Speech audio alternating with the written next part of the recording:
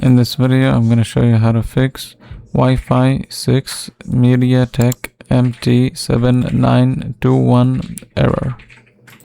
Now, first thing I recommend you trying is going here and just disabling any third-party antivirus like softwares. So disable them and uninstall them and see if it fixes your error.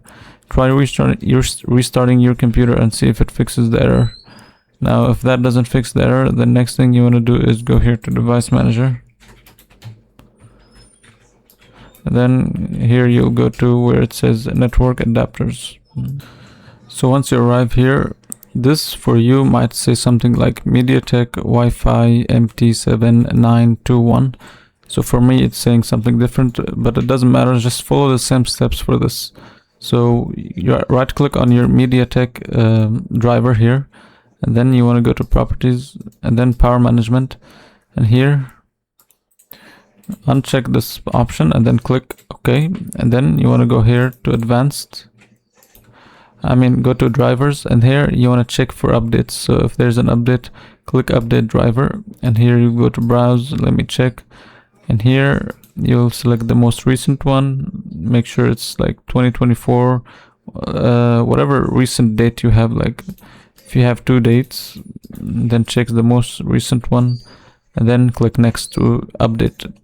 Once you do this, so once you're done here, you can just click OK. Now you can just close this down and then go to CMD and then run as administrator. Over here, you're gonna write two commands. So first one is ipconfig / flush DNS and then press enter. Next command is ipconfig / release, and once you write this down, you can close this down, then go to services. Now here find the option, the service WLAN auto config. So press W to find it faster, and then you should be able to find it here. Let's see, this is the WLAN auto config.